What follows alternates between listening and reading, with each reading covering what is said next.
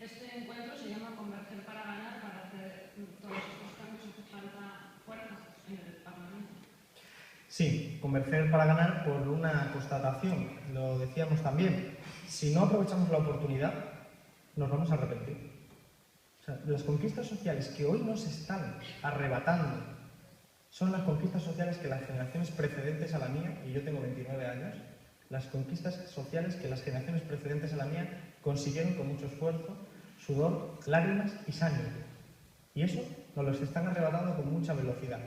Y entonces, si no aprovechamos la oportunidad histórica de ahora y las oportunidades pasan, puede que dentro de 2 años miremos a nuestro alrededor y veamos que los hospitales son propiedad de empresas registradas en paraísos fiscales, veamos que nuestras viviendas son propiedad de los fondos buitres, veamos cómo se mercantiliza ya no solo las viviendas, sino también al ser humano hasta niveles en el que tengamos que dar las gracias por tener un contrato por horas. Y esa no es la sociedad en la que yo me quiero ver reconocido. Por eso hay que aprovechar la oportunidad. Es una constatación de que la convergencia no es una cuestión de gusto. ¿Te gusta converger? ¿No te gusta converger? No, es una necesidad para la mayoría social. Unir las fuerzas. ¿En torno a qué? A un programa, como siempre. A un proyecto ideológico, un proyecto de transformación social. Hay muchas fuerzas sociales de izquierdas, movimientos sociales, ciudadanos, ciudadanas, que compartimos un proyecto político. Al margen de que pueda haber matices en determinados ámbitos, pero la magnitud del problema que enfrentamos como sociedad es tan grande que aquí no cabe pensar en egos o pensar en cuestiones que se resultan niñas ante el futuro de una sociedad que se va a marcar en los próximos años.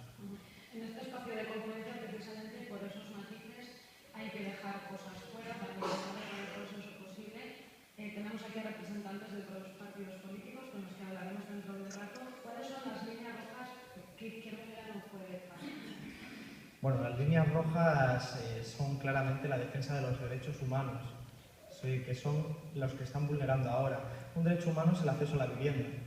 Y, por ejemplo, ahora mismo el Estado, a través de Bankia, tiene un sinfín de viviendas vacías con las que se están especulando y podría ponerlas a disposición. Pues eso es un proyecto concreto de que si ganamos hay que hacerlo así. Lo que decía antes de las energéticas, derechos a los suministros básicos para que todo el mundo lo tenga, derecho al empleo. Hoy es fácil tener, incluso lo voy a decir porque puede sonar raro, pero hoy se puede garantizar que todos los españoles que quieran trabajar puedan hacerlo. Hace falta dinero, por supuesto, pero hay una propuesta que nosotros vamos a presentar en los próximos días en el Parlamento que se llama Trabajo Garantizado. Es una propuesta que significa que se le garantiza, porque el Estado tiene la obligación, porque lo dice la Constitución, de garantizar un empleo a todos los ciudadanos. Hay muchas cosas que se pueden hacer en la sociedad. Es el capitalismo el que, en su contradicción, tiene empresas vacías y trabajadores buscando una empresa en la que trabajar. Es la solución del Estado la que lo puede brindar. Se puede hacer. Esas son las líneas rojas que hay que discutir, desde luego, pero para Izquierda Unida los derechos humanos entendidos en ese amplio abanico son fundamentales. Y diré más, creo que es un comportamiento de sentido común. Hoy incluso gente que vota al Partido Popular defiende la sanidad pública, la educación pública. Lo que ocurre es que en esta democracia de mínimos se intenta hacer creer que votar cada 4 años en una papeleta te cabe toda tu ideología. Y significa decirle a un votante del Partido Popular que por votar a Rajoy tiene que suscribir a Bárcenas, tiene que suscribir la defensa de Ana Mato, que paga las fiestas de cumpleaños con dinero de la Gürtel, que no ve los coches de lujo en su garaje, que defienden a Bárcenas Sé Fuerte Luis. Pero es que hay gente del Partido Popular que vota al Partido Popular y que no le gusta que los inmigrantes se queden sin atención sanitaria. Y eso lo está haciendo el Partido Popular. Por lo tanto, creo que esas líneas de mayoría social permiten pensar que se puede ganar. Y eso sería parte de un debate político, por supuesto, encima de la mesa, de debatirlo con otras fuerzas que compartan ese proyecto. Estamos aquí en un espacio de participación. ¿Cómo se puede trasladar esa participación al conjunto del Estado? Bueno, nosotros es que tenemos una Constitución del 78 que limita la participación política a la participación en partidos políticos. Los instrumentos como los referéndums no se han utilizado prácticamente. Las iniciativas legislativas populares no solo están muy restringidas, sino que expresan muy poca capacidad para la ciudadanía. Prácticamente está todo limitado a la participación vía partidos políticos. Y, por lo tanto, creo que es importante romper esas costuras y construir unas nuevas instituciones. Eso es lo que se demanda en la calle. El 15M demandaba eso, las mareas demandan eso, las marchas por la dignidad demandan eso, y cada vez más partidos demandamos estas cuestiones. Por lo tanto, creo que elementos como este, en una sala que tendrá 300, 400 personas, son un ejemplo de que a la gente le gusta la política, de que no estamos en lo que dice la derecha de ha triunfado la antipolítica. No, esto es política también, para traducir esto en instituciones que nos permitan los revocatorios, la rendición de cuentas, la transparencia. Significa superar la camisa de fuerza de la Constitución del 78. Esta presión está sirviendo para que las organizaciones políticas se abran cada vez más. Y nuestra Constitución dice también que un partido político tiene que ser democrático, pero no dice qué significa democrático. Y al final tenemos a Aznar eligiendo a Rajoy a dedo y también entra dentro de lo democrático, parece ser. Entonces, los partidos se han ido adaptando y todavía queda mucho margen para adaptarse, incluido el nuestro, Izquierda Unida, para radicalizar su democracia interna hasta el punto de que entendamos que la filosofía imperante tiene que ser que las organizaciones políticas, sus dueños son los militantes. Y eso es lo que tiene que primar. Y que esa voluntad no se puede ir, digamos, secuestrando mientras sube a los dirigentes. Lo mismo que decimos en el Estado, tiene que aplicarse en los partidos. No podemos invitar a la gente que hay que hacer más cosas. Tenemos que hacer la experiencia con ellos. Y para hacer la experiencia con ellos hay que estar con la gente, hay que construir tejido social y hay que construir organización. Le voy a hacer dos preguntas a Alberto. Una es sobre el tema de la militancia y el tema de la democracia dentro de los partidos. Yo creo que eso fue una de las cuestiones iniciales que movió a la gente que entramos en Podemos. El tema de que nosotros creemos que los partidos no están para representar a la gente. La gente se tiene que representar a ellos mismos. Y que hay que potenciar fórmulas de representación que no sea solamente elegir un representante. Por supuesto que la revocación existe, pero hay que hacer más cosas, hay que crear mucho más referéndum, muchos más posicionamientos, mucho más debate a todos los niveles. Tenemos que articular una sociedad más participativa desde la base. Y eso es vital. Y con respecto al tema de los segundos de los partidos, creo, nosotros, después de la experiencia que ha habido en la izquierda, creemos que la profesionalización excesiva de la política, incluso de la política en la oposición, no es deseable.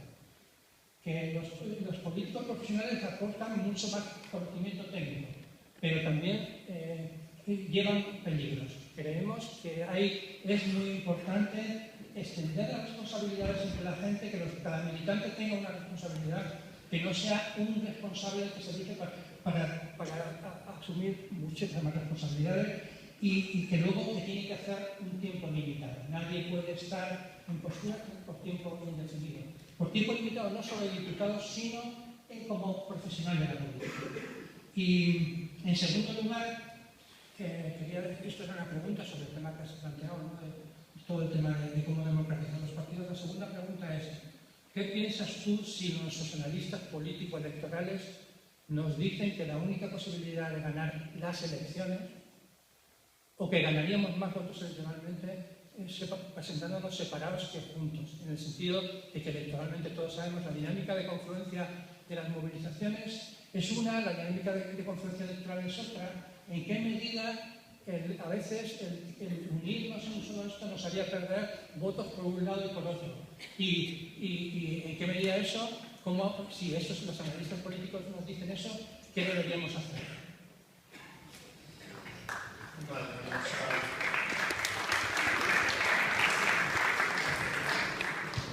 Apunto rápidamente algunas de las cuestiones. Yo no he sido nunca uno del tacticismo electoral.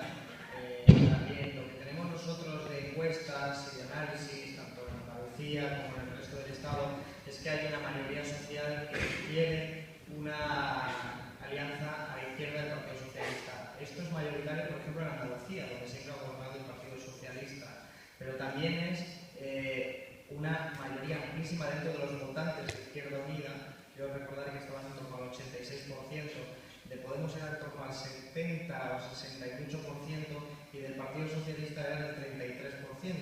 Y de la abstención de la gente que se declara de izquierdas estaba en torno al 50%. Esta encuesta era interesante porque reflejaba, primero, que había una potencialidad enorme en una unión de determinados partidos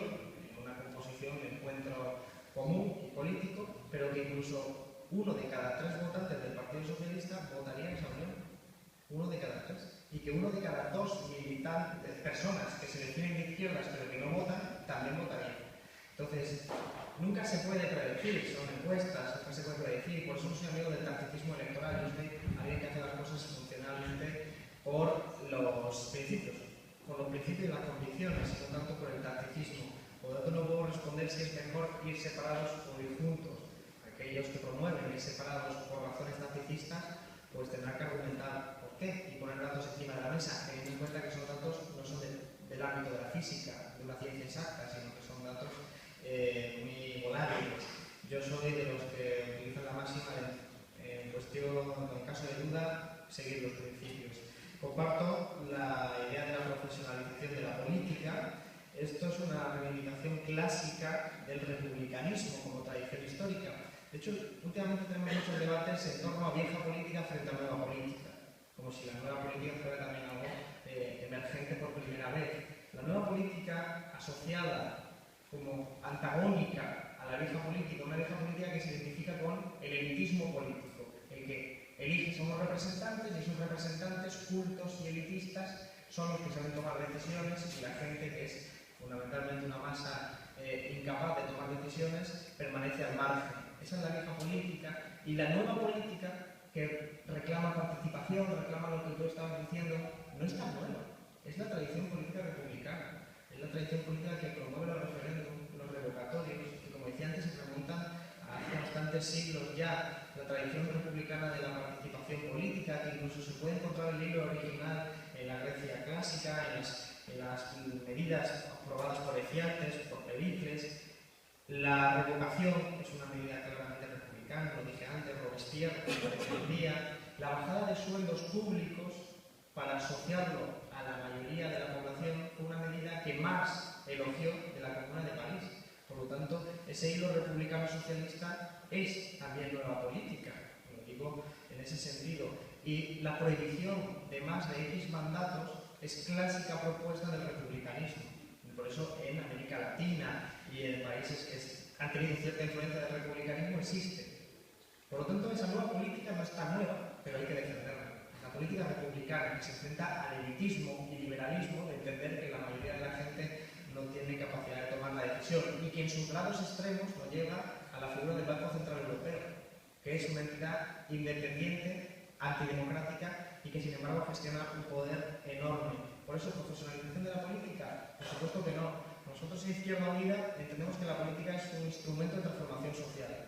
Por eso donamos gran parte del sueldo, por eso cuando llegamos al Congreso que hay Lara y yo, los primeros que entramos de Izquierda Unida y Izquierda Plural, renunciamos a un plan de pensiones privado que eran 14.000 euros, pero que era una aportación que hacía desde el dinero público a nuestra cuenta personal asociada a un banco, que ellos elegían, el banco entonces era el BBVA, y que nos parecía totalmente falto de ética, ilegítimo. Nosotros combatimos esa realidad y vencimos y condicionamos y obligamos al Congreso a que se lo quitara a todos los diputados. Era un gesto porque entendíamos que la política es una transformación social, entendemos que va en esa línea. Es difícil romper con esa otra vieja política instalada durante mucho tiempo, pero hay que hacerlo. Ahora bien, dos cosas más.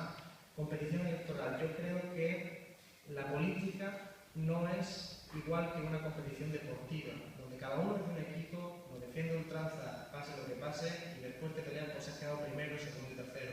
Tampoco es un mercado nuevo donde alguien vende un producto y si no vende bien tiene que cambiarlo para que al final acabe vendiéndolo. Izquierda Unida nunca ha hecho eso.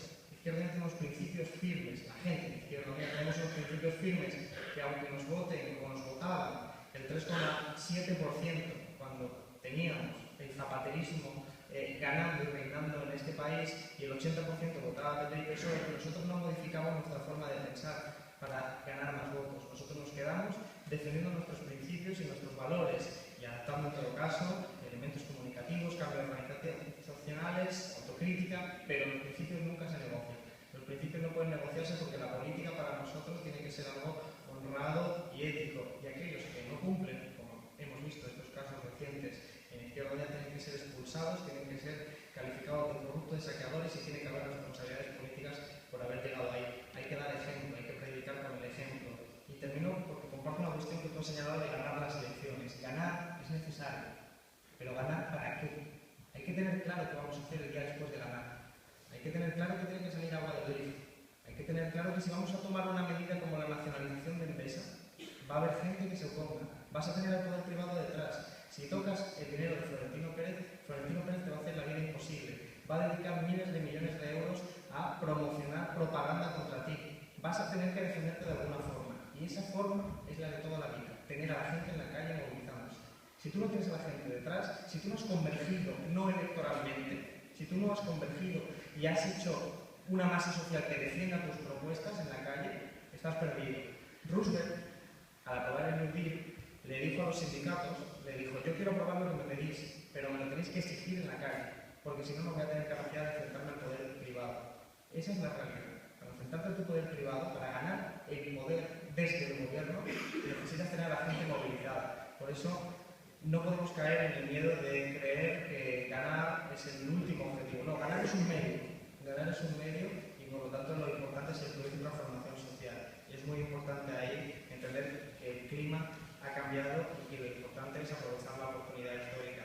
Por eso yo creo que todos los que hemos hablado ahora en esta ocasión representan muy bien que hay voluntad, que vamos a ser hábiles e inteligentes y vamos a aprovecharlo, pues si no lo lamentaremos seguramente. Sobre lo del área de soberanía, efectivamente, cuando se crea el Banco Central Europeo, se pierde la soberanía monetaria, es decir, la capacidad de control de la moneda, de imprimir billetes, imprimir moneda, pero también de determinar los tipos de interés.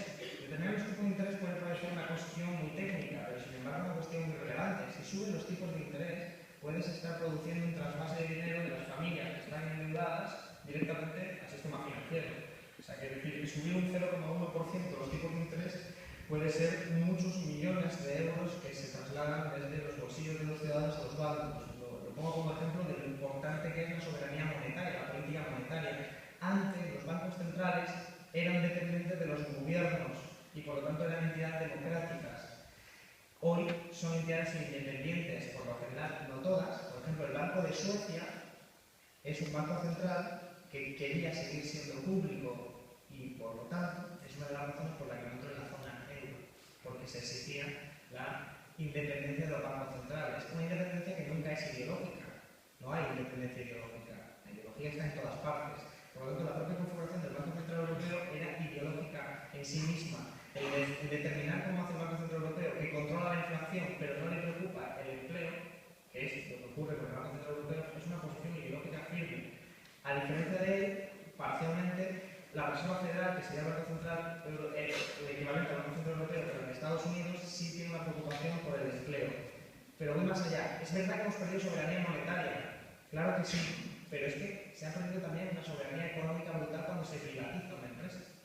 Cuando se privatizan las grandes empresas que eran públicas, se pierde soberanía económica. Cuando se privatiza el Banco Central en este sentido, se pierde soberanía monetaria. Y al final, la soberanía popular es un vacío. Por lo tanto, yo soy partidario de recuperarla. A Draghi no lo votamos nosotros. Te voy a contar una anécdota curiosa. Draghi vino al Congreso. Draghi vino al Congreso hace un año y medio, 2 años, y vino en una comparecencia que era a puerta cerrada, sin periodistas, sin taquígrafos, sin televisión, con inhibidores para que no funcionara la wifi y sin móviles. Lo normal era una democracia. Y cuando nosotros hicimos una intervención que nos dejaron hablar 5 minutos y yo le comportaba un económico de izquierda plural, le dije que él no contaba con mi legitimidad, que la legitimidad se gana en función de los principios y valores y que él no venía con instancia democrática, que sin embargo todos los que estábamos allí, aunque fuera a través de una ley electoral injusta, habíamos sido elegidos.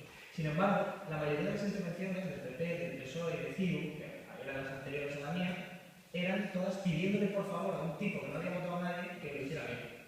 Y eso es una vergüenza, porque la gente que ha sido votada le pida por favor a alguien que no ha sido votado que haga lo que se necesita, es pues, el síntoma de la falta de democracia. Por eso se cambió mucho con nuestra intervención y porque se creía que él manda. Y realmente es que él manda. Y por lo tanto, lo que pasa es que él decía que no iba a aguantar, que no iba a resignar, porque nosotros no le damos la legitimidad. Habrá que recuperar, por supuesto, eso. Pero la cuestión de la Unión Europea es apasionante, daría para muchas horas, pero va por esa línea. Lo del CIS, hombre, yo no sé nada, la verdad. Bueno, pues sé algo en general de cosas, pero del CIS, el CIS es un instrumento que se supone que es el mejor de todos, yo pienso que sí, pero nunca da la fórmula por la que pasa de la intención de voto directa, que es lo que le pregunta a la gente en la calle, a la estimación de voto, que es una fórmula que ellos tienen guardada, que es lo que llamaríamos la cocina. Entonces, nosotros normalmente nos fijamos más en la intención de voto, que a partir de una concepción, y es que nosotros nunca funcionamos con brújula electoral. Nosotros no cambiamos de opinión en función de si vamos mejor o peor en las encuestas. Intentamos convencer a la gente para que vayamos mejor, por supuesto. Intentamos ganar, y eso no se gana con pocos porcentajes, sino con muchos. Pero lo que sí sabemos es que era fácil teorizar, y lo dijimos, que un estado social de descomposición social como el nuestro iba a terminar teniendo un estado de descomposición electoral. Y eso es lo que tenemos ahora al frente. Tenemos lo que los sociólogos llaman el caos, y lo llama todo el mundo, pero el caos, estadísticamente hablando, no tienen ni idea de lo que está pasando. Nadie. Pero me encontré con un dirigente alto del Partido Socialista que me decía, el CIS va a ser, él me dijo así, perdóname, la polla. Me dijo literalmente eso porque estaban asustadísimos de que ellos bajaban a tercera fuerza en intención directa de voto y que se descomponían totalmente y que lo demás quedaba reestructurado porque la gente ha cambiado su relato y eso es muy importante. Quiero decir, yo me pongo antes, de hecho, lo hacemos siempre, el relato histórico. Yo tengo 29 años, lo decía antes, y a mi generación le vendieron que estudiara primaria, secundaria, que fuera a la universidad, que aprendiera idiomas, que hiciera un máster, que así iba a tener un trabajo, que así iba a tener una vivienda, y el dispositivo ideológico que se encendía, que se disparaba, era vivirás mejor que tus padres. Ese dispositivo ideológico es el que te mantenía a la sociedad narcotizada, conformismo, individualismo, tarde o temprano volverá a la normalidad, la crisis solo es un bache, es algo azaroso, volveremos a la normalidad y volveré a vivir mejor que mis padres. Eso no se lo cree nadie. Pero eso sí creyó durante mucho tiempo. El haber dejado de creer en ello tiene que ver con la crisis tan larga que estamos teniendo y lo que queda. Y eso produce un cambio en la mente. La que llaman Gramsci, quien lo ha citado, llamaba la concepción del mundo. Ha cambiado y la gente ya pone en cuestión todo lo que le rodea. Ya no solo al relato que se le había generado, sino al portador de ese relato, al partido de ese relato, a las instituciones, y eso explica la descomposición electoral. No sabemos lo que va a pasar. Yo creo que hay que seguir por los principios, pero es cierto. Representa, como representaron los resultados sí firmes de las elecciones europeas, una oportunidad histórica para la izquierda, histórica. Y por lo tanto hay que aprovecharla. Solo podemos decir eso. Podemos decir eso y que va a haber muchas más encuestas antes de cualquier elección. Y que el trabajo está por hacerse. Y evidentemente, a partir de una cuestión también relevante. Pablo Iglesias, o yo, tanta gente, no somos nada si no hay gente detrás. Por lo tanto, no es una unión de Pablo Iglesias con Cayo Lara, Alberto Garzón, con la gente de ECO, con la gente... No, es realmente la gente la que se tiene que unir. La convergencia se hace desde abajo. La oportunidad histórica también ha de aprovecharse desde abajo. Dos cuestiones más que faltaban. La inmigración. Nosotros somos los principales en el Congreso que denunciamos el caso de Melilla. El caso de Melilla es claramente una vulneración evidente de los derechos humanos y que refleja la hipocresía absoluta de la Unión Europea, que intenta que los jóvenes españoles que se tienen que exiliar económicamente y buscando un futuro, porque aquí no lo hay, un futuro económico, sean bien tratados en el norte cuando nosotros a sus respectivos que vienen de otros países les tratamos pues matándolos, porque también se les mata. Y por lo tanto me parece terrible. Las soluciones son de medio y largo plazo también, no solo que implican obviamente algo de derechos humanos inmediatos. Los CIES son cárceles los CIES. Y nosotros hemos combatido los CIES absolutamente. Y ni el PSOE ni el PP quisieron mover un dedo por cambiar la situación de los CIES y de las cárceles. Ninguno de los dos, ni el PSOE ni el PP. Nosotros hemos estado ahí combatiendo continuamente. Lo que pasa es que estamos hablando de un tiempo en el que el PP, PSOE, insisto, recibían el 80% de los votos y cada uno puede hacer en función de los votos que recibe. Tenemos muchos planes de esa naturaleza relacionados con la inmigración, porque partimos de la filosofía, ninguna persona es ilegal. Y a partir de esa filosofía componemos una sociedad política. Y si en España sobra gente son los corruptos y los sacadores, no aquellas personas que no tienen dinero. Nosotros estamos ahora luchando en Madrid porque a los inmigrantes se les ha retirado el derecho a la sanidad. Mi novia es médico y vive y sufre de la sanidad madrileña, que está siendo privatizada brutalmente, aunque se haya parado en los tribunales con éxito, se está externalizando y se ha deteriorado muchísimo. A la gente que va a urgencias le pasan una factura y le amenazan con cobrársela, y por lo tanto se genera miedo en la población para que no vaya a urgencias, y después si va es demasiado tarde. Hay gente que ya ha muerto por esa circunstancia, y si una persona inmigrante va con un dolor de garganta a urgencias, que se supone que es un espacio universal, como el dolor de garganta no es una urgencia, se le echa para casa. Y si resulta que tenía un tumor, tiene que volver dentro de 2 años cuando ya no hay solución. Eso es matar. Y eso es un recorte del Partido Popular. Y eso no sale en la televisión. Es muy difícil de saber. Nosotros hacemos todo lo posible, pero tenemos los medios que tenemos y luchamos como luchamos, lo hemos denunciado en el Congreso, lo hemos denunciado en la Asamblea de Madrid, pero no está siendo un elemento de agenda política a pesar del verdadero drama que significa. Y también tiene que ver con lo de los empleos jóvenes. Yo además, por mi edad, que no voy a repetir por tercera vez, que parece que estoy orgulloso, y no que estoy orgulloso, que esto es así ya, o sea, tengo 29 años y punto. Ya lo he repetido, ¿veis? La cuestión es que, como portavoz de Economía, en la Comisión de Economía, Innovación y Desarrollo, el portavoz del Partido Popular dijo que no había fuga de cerebros en España, que los jóvenes se iban porque querían, buscando aprender idiomas y vivir una aventura. Pero esto lo podéis ver en el diario de sesiones, y le aplaudió mayoritariamente. El PP le aplaudió. Claro, tendrá una gana de hacer algo ilegal. Entonces, esa realidad es que nos intentan vender que las salidas individuales son salidas efectivas, cuando verdaderamente la salida tiene que ser colectiva.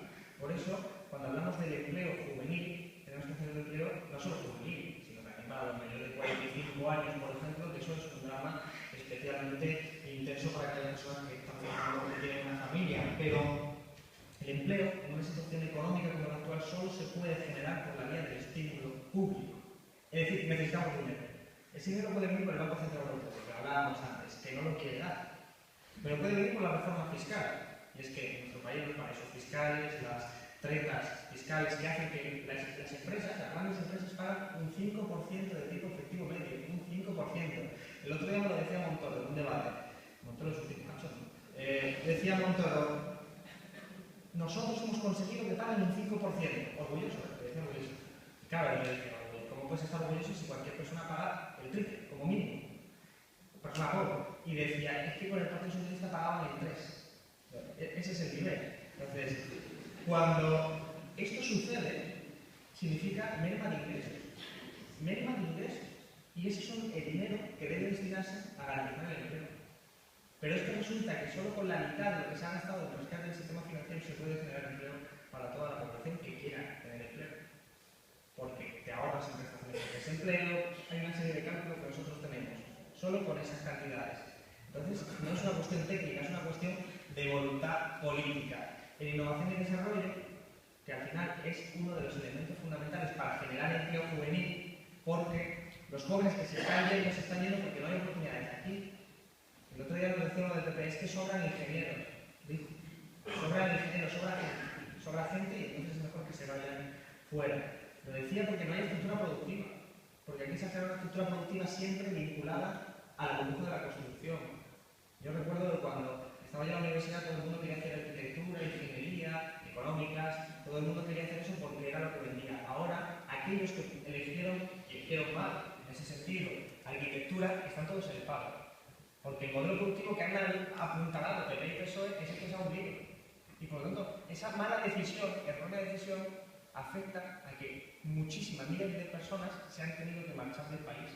Por lo tanto, hay responsables políticos. Pero las soluciones pasan por invertir desde lo público. Pero es que el PP ha recortado un 40% la innovación y el desarrollo, la ciencia en este país.